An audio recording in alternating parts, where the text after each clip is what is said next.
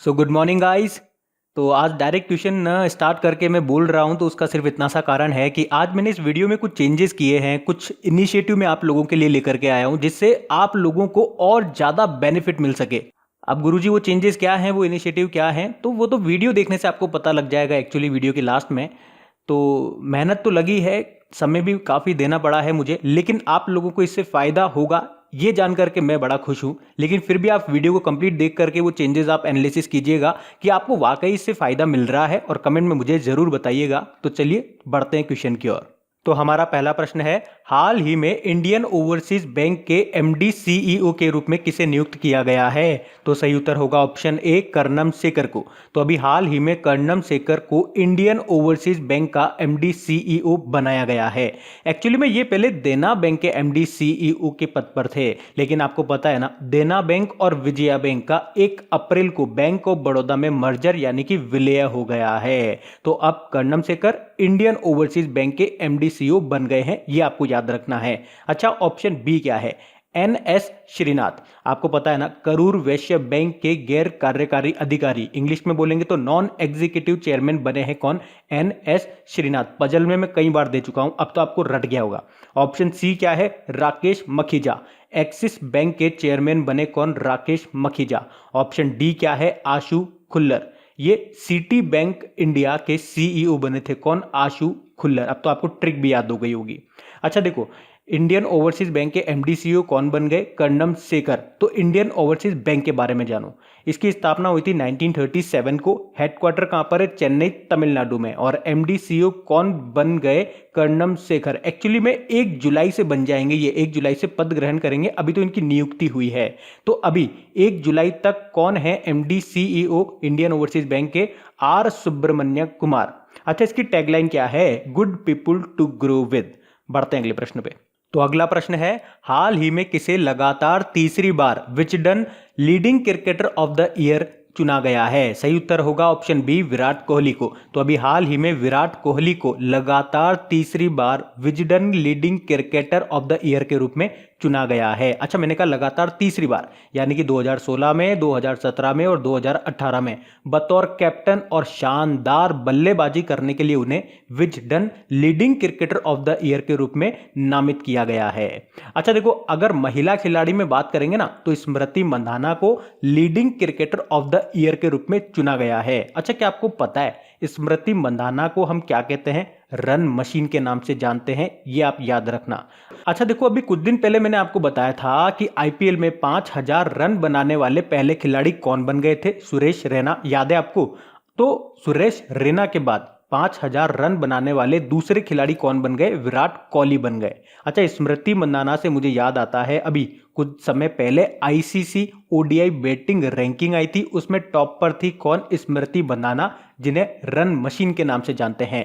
बढ़ते हैं अगले प्रश्न पे। तो हमारा अगला प्रश्न है, हाल ही में मुफ्त वाईफाई सुविधा प्राप्त करने वाला देश का 1500वां रेलवे स्टेशन कौन सा बना है? तो सही उत्तर होगा option C, Sahibabad railway station.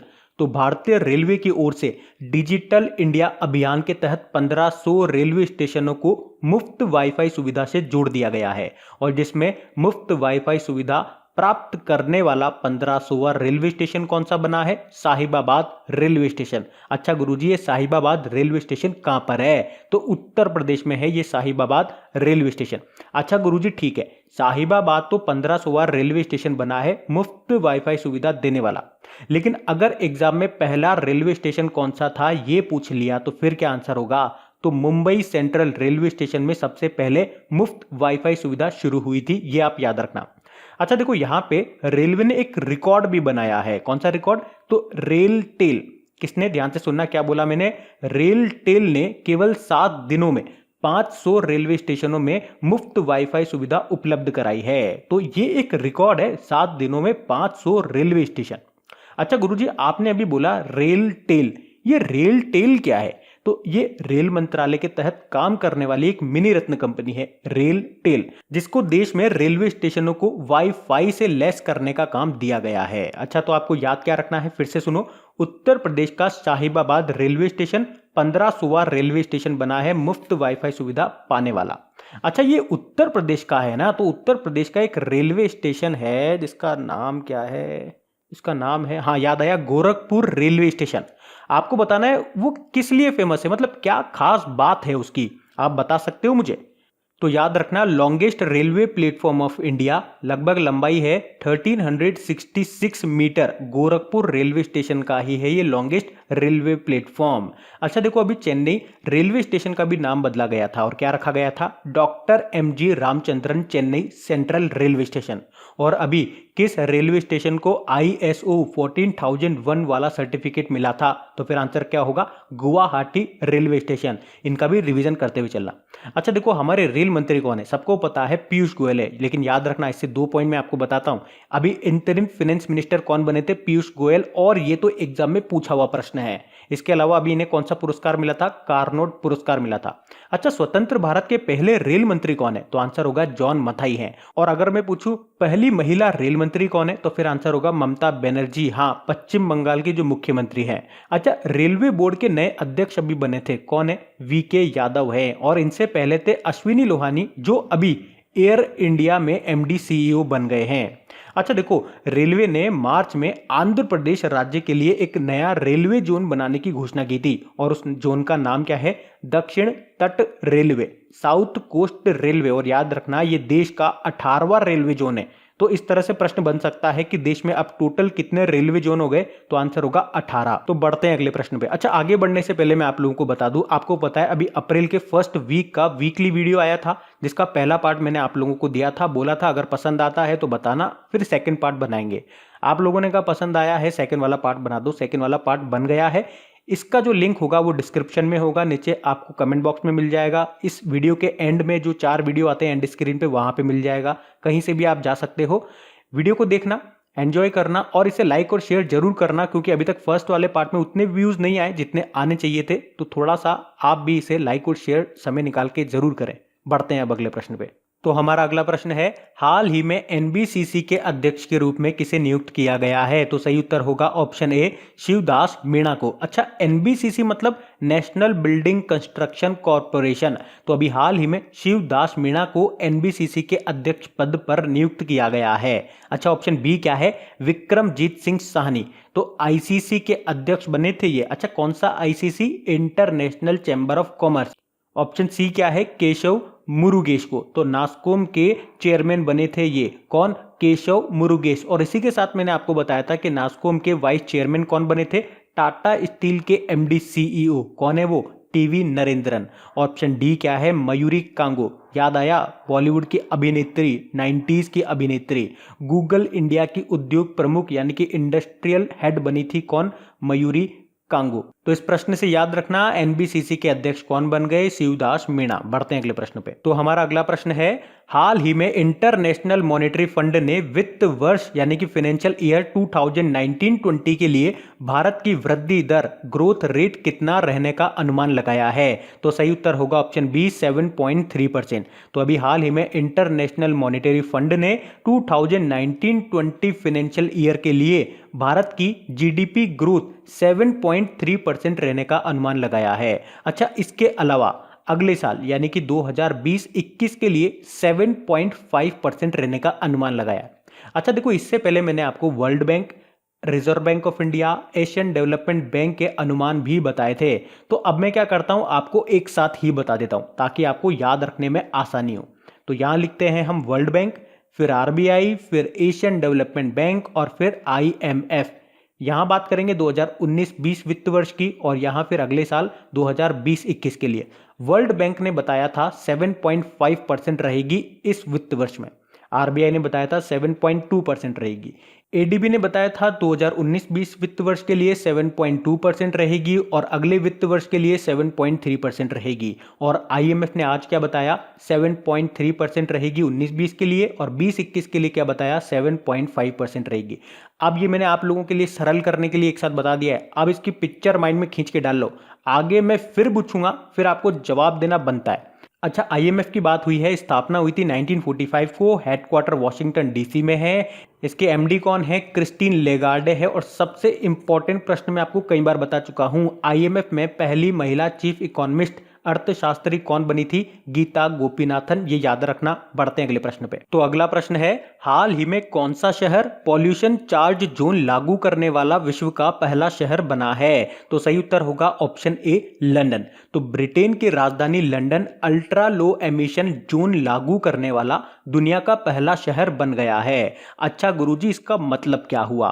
तो लंदन में गाड़ी से जो धुआं निकलता है ना, उसकी लिमिट फिक्स कर दी गई है। अगर उस तय लिमिट से ज्यादा आपकी गाड़ी से पोल्यूशन निकलता है, यानी कि वो पोल्यूशन करती है, तो उस पर चार्जेस लगाए जाएंगे, यानी कि जुर्माना आपको देना पड़ेगा।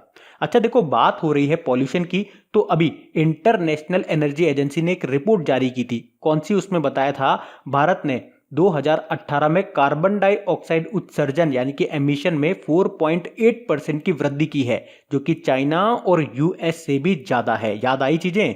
अच्छा, ब्रिटेन की बात हुई ना, तो ये रहा ब्रिटेन। कैपिटल है लंदन, करेंसी है पाउंड स्टर्लिंग, प्रेसिडेंट कौन है? Theresa May. बढ़ते हैं अगले प्रश्न पे। तो हमारा अगला प्रश्न है, हाल ही में कैनरा बैंक के एमडी सीईओ के रूप में किसे नियुक्त किया गया है? तो सही उत्तर होगा option B, are A Shankar Narayan को। अच्छा, ये आर ए शंकर नारायण है ना, ये पहले विजया बैंक में एमडी सीईओ के पद पर थे, पर आपको पता है 1 अप्रैल को देना बैंक और विजया बैंक का बैंक ऑफ बड़ौदा में मर्जर यानी कि विलय हो गया है। तो अब आर ए शंकर नारायण को कैनरा बैंक के एमडी सीईओ पद पर नियुक्त कर दिया गया है। अच्छा देखो, इसी से रिलेटेड प्रश्न मैंने आपको पहले भी बताया था, याद आया? कर्नम शेखर खा, जो कि इंडियन ओवरसीज बैंक के एमडी सीईओ बन गए हैं, वो पहले देना बैंक में एमडी सीईओ थे, लेकिन आपको पता है देना बैंक मर्जर हो गया है, तो वो किस में चल गए? Karnam Shekhar, Indian overseas bank में। और अब इस प्रश्न में हम देख रहे हैं आर ए शंकर नारायण, जो कि विजया बैंक में थे, लेकिन विजया बैंक भी मर्ज हो गया बीओबी में। तो अब ये आर ए शंकर नारायण किस में चले गए? कैनरा बैंक में चले गए हैं। तो ये दोनों प्रश्न इंपॉर्टेंट है, आप इसको याद रखना। अच्छा, ऑप्शन ए क्या है? रवनीत गिल,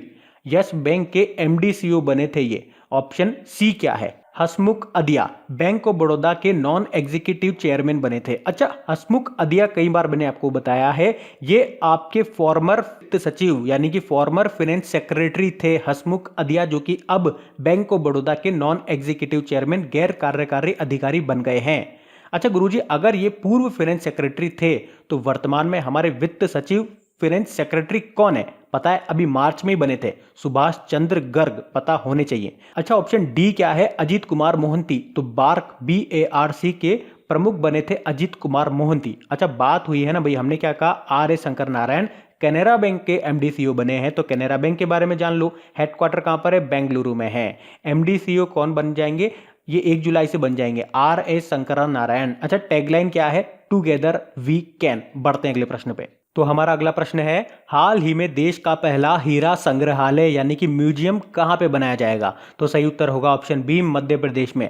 तो मध्य प्रदेश सरकार ने छतरपुर जिले के खजुराहो में देश का पहला हीरा संग्रहालय बनाने का फैसला लिया है, जिसमें पन्ना की खदानों से मिले 323 कैरेट के हीरे रखे जाएंगे और इस संग्रहालय में ही नीलामी केंद्र भी बनाया जाएगा, जहां से हीरों की नीलामी की जाएगी। अच्छा, संग्रहालय से याद आया, अभी दिसंबर में मैंने आपको बताया था भारत का पहला संगीत संग्रहालय की स्थापना कहां पे की गई थी? बताओ फिर। तमिलनाडु में। और 2018 में आपने पढ़ा होगा भारत का पहला पुलिस संग्रहालय कहां पे बना था? नई दिल्ली में। अच्छा, देश का पहला हीरा संग्रहालय कहां पे बनेगा? मध्य प्रदेश में। तो ये रहा मध्य प्रदेश, भारत का हृदय। कैपिटल क्या है? भोपाल है। अच्छा देखो, मध्य प्रदेश से मुझे याद आता है, अभी आपको पता है स्वच्छ सर्वेक्षण 2019 रैंकिंग आई, उसमें सबसे स्वच्छ कौन सा शहर रहा था? मध्य प्रदेश का इंदौर।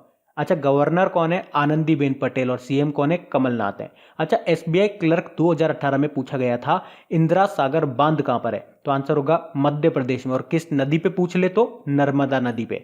अच्छा, अभी आपके ग्रुप डी के पेपर हुए थे, आरआरबी ग्रुप डी के, वहां पूछा गया था which state in India has more forest area? Bharat का वो कौन सा राज्य है जहां पे सबसे ज्यादा जंगल एरिया है? तो आंसर होगा मध्य प्रदेश। और कान्हा नेशनल पार्क भी मध्य प्रदेश में ही है। अच्छा, भीमबेटका की पहाड़ियां कहां पर है? अगर आपसे पूछ ले तो मध्य प्रदेश आंसर कर देना। और खजुराहो के मंदिर कहां पर है? मध्य प्रदेश में ही हैं। अगर आपसे पूछ लिया जाए, मान लो ये खजुराहो के मंदिर किस वंश के शासकों ने बनाया, तो फिर आंसर क्या दोगे?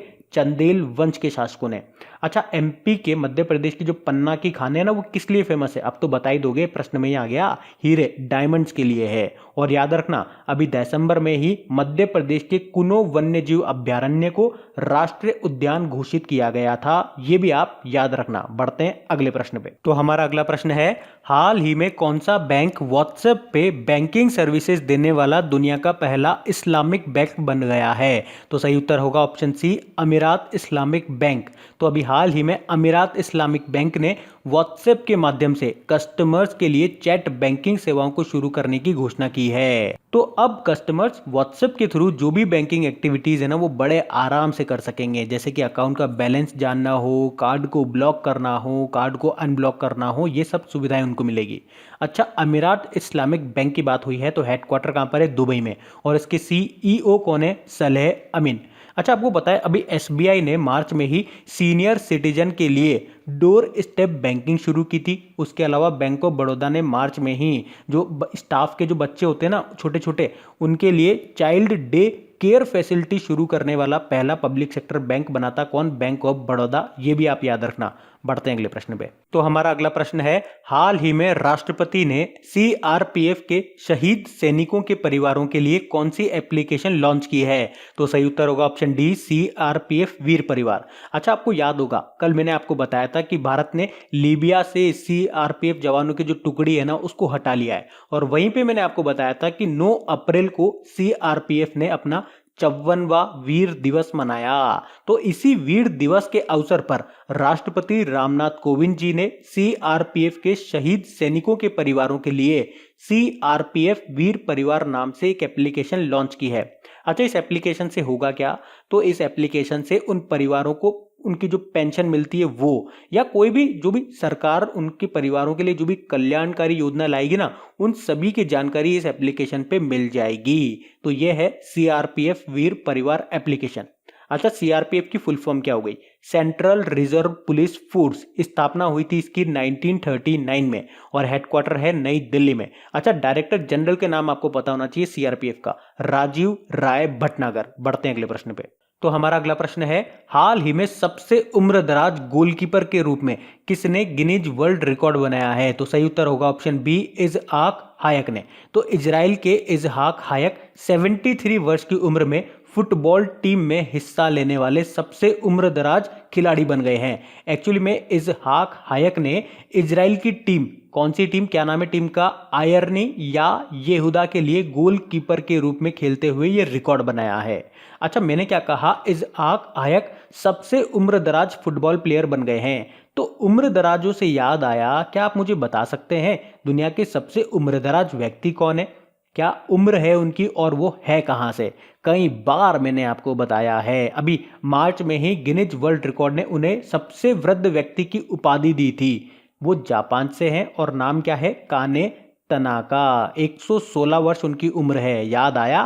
अच्छा, इस प्रश्न से हमने कहा सबसे उम्रदराज गोलकीपर कौन बन गए हैं? इजहाक हायक। कहां से हैं? इजराइल से। तो ये रहा इजराइल। कैपिटल क्या है? जेरूसलम। करेंसी है इजरायली न्यूज शेकेल और प्रेसिडेंट कौन है? Benjamin Netanyahu.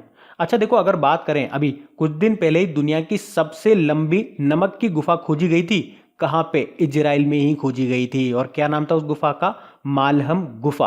अच्छा, हमने कहा सबसे लंबी, तो 10 किलोमीटर से भी ज़्यादा लंबी थी ये गुफा। इसके अलावा मैंने आपको बताया था अमेरिका ने गोलान हाइट्स को इजराइल के इलाके के रूप में मान्यता दी थी। तो याद आ रही है चीज़ें? अगर आप डेली हमारा करंट अफेयर्स का वीडियो देखते होंगे ना, तो डेफिनेटली याद आ रही होंगी। बढ़ते हैं अगले प्रश्न पे।